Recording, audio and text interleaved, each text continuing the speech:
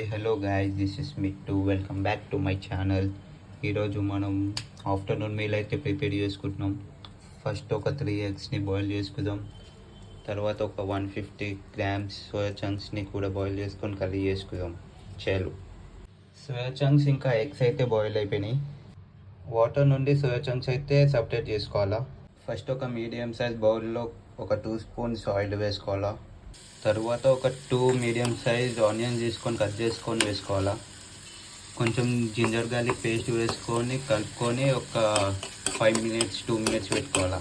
Onions ఇట్లా goldish colour అయినాక మీ దగ్గర ఉన్న చికెన్ మసాలా కొంచెం, మటన్ మసాలా కొంచెం, ఎగ్ మసాలా కొంచెం, అలాగే కారం ఇంకా కొంచెం ఉప్పు వేసుకొని కలుపుకోవాలా. తర్వాత ఒక మీడియం సైజ్ టమాటో తీసుకొని కట్ చేసుకొని వేసుకోవాలా. వేసుకొని ఒక 30 సెకండ్స్ తర్వాత కొంచెం వాటర్ పోసుకోవాలా.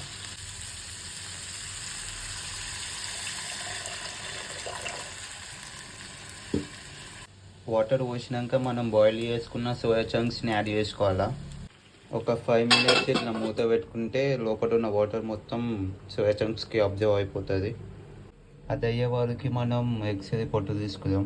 ఎగ్స్ పొట్టు తీసినాక కర్రీలు యాడ్ చేసుకొని ఒక 2 మినిట్స్ ఆగినాక స్టవ్ బంద్ చేసుకోవాలా.